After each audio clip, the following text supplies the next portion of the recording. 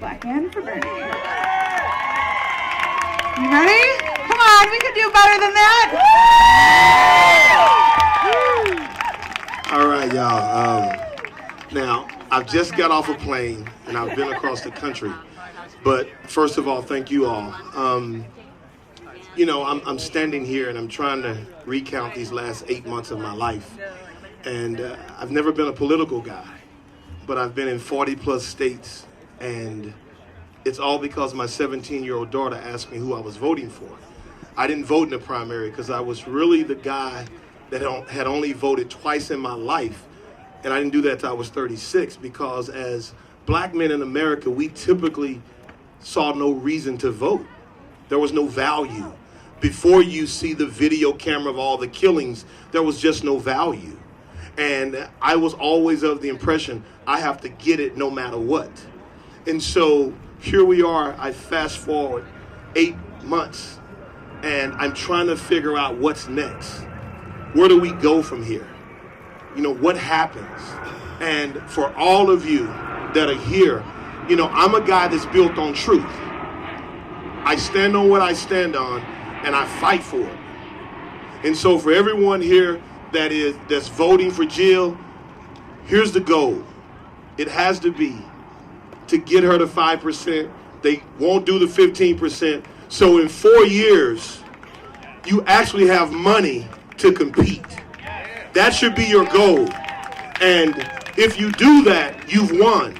I always talk about finding victories inside of what some people call losses because it's a way to win. That's what I'm hoping will happen. Now let me say this for me. The gentleman just talked about Camden, New Jersey. My goal when I got introduced to Bernie Sanders was to get black people to know, because all I knew was one thing, that Bernie was chained to a black woman in the early 60s so they had a right to education. That's all I knew. That's what I talked to people about. It wasn't until I got to Philadelphia and I started to learn about all the misdeeds of the Clintons, because had it not been for my 17-year-old daughter, I would be voting for Hillary Clinton on November the 8th, going back doing what I do, because that's all we knew. But now I'm a never Hillary. Y'all know that, I'm sure by now. So as I went through these communities, the Camden, New Jersey's, 42.6% poverty rate. Philadelphia, the deepest poverty amongst any city with 100,000 in population. Dallas, where I'm from, number 2 in poverty, but one of the richest cities in America. I started to figure out what in the world is going on. Here's what I realized. All of these communities have been under the Democrat leadership for 40 plus years. So then I tried to figure this out. What is going on? Why are people so committed to this thing that we call Democrat? So I went back in history. I found out that great leaders like Harriet Tubman, Frederick Douglass, Booker T. Washington, Jackie Robinson, they were all Republicans until LBJ played this trick on them. This is what he said. Dr. King had said in 1957, hey, Negroes are starting to be more valuable in the election process. And one day they're going to decide who the president is. So what LBJ said was, look, here's what we got to do. And y'all forgive, these are the words, so it's a quote. We have to give these niggas a little something so we can own them for 200 years. Wow. Google it. I know, I believe it. And so what they did, they provided the voting rights and what they call Equality Act, which was welfare. So there was a design to create this movement of poverty so you could always have a disenfranchised group that would move the way you told them to move. Wow. And here we are 50 plus years later, and we have calamity in all these urban communities. So for me, after my daughter educated me, the thing that drew me to Bernie was his love for people. I love people. So now here I am. I left the Democrat Party during the DNC. You remember that? Yeah. So now, here's where we are. We know what has to happen to start to infiltrate the two-party system, because it won't necessarily happen this year. But we know what needs to happen, because money, until we get laws changed and people who are willing to die for that, They are the laws. So you have to be able to compete on a very, very deep level. And here, let me say this to everyone that's green. You cannot go home after November the 8th and come back out 6 weeks or 6 months or a year and a half before the election starts.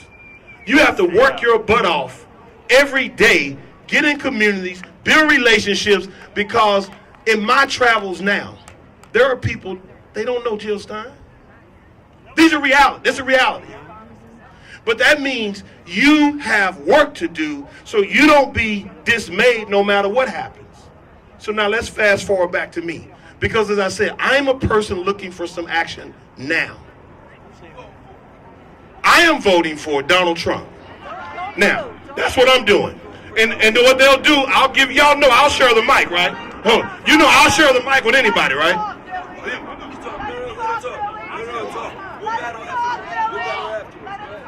See, what I do is this, guys. I'll share the mic with anybody. Because at the end of the day, my body of work speaks for itself. I've been an activist before they ever thought about Bernie Sanders running for president. So I've been chasing kids and building lives for a long time. So for me,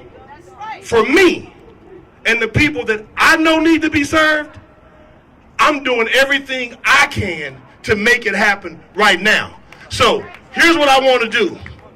And let me say this so I like to fix people. So you know, for Black Man for Bernie was not funded by anyone but me. You got it? So here's what I'm saying to everyone else. Let me tell you why I'm voting for Donald Trump. I'm voting for Donald Trump for this reason. Because I'm sitting at the table with people that want Donald Trump elected. That I'm saying, look, guys, black people don't trust y'all. The Democrats have done nothing but screw them over. You've done less. So I have real candid conversations.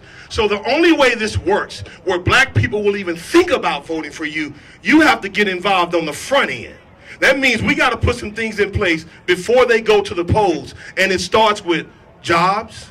It starts with small business ownership. And so that's what we've been doing the last 6 weeks. That means we have people now in Philadelphia, single mothers, small business owners, that people who live in Florida has provided money for training and for them to open their businesses. So for me, I'm trying to figure out how you do not sit on the outside, because what's going to happen is this. If the only thing I can recognize is green, until green has power, I have no power. If the only thing I can recognize is blue, until the next deal. We have to have the ability. I can sit down with the leader of the KKK. I just won't do it where the trees are. I'll do it at the table because I can get something done. At some point, we have to figure out how we make a difference. And when I wake up, or when I get called to come to a Real Progressives, I get my plane tickets. I get my cabs. I get my hotels. I don't go to GoFundMe, because what I know is this. I fight for what I fight for. So tomorrow, I'm going to be fighting. November the 9th, I'm going to be fighting. Next year, I'm going to be fighting. As long as I have breath, I'm going to be fighting. So for you that are green, I'm saying your fight starts November the 9th. And my message that I've always said is this.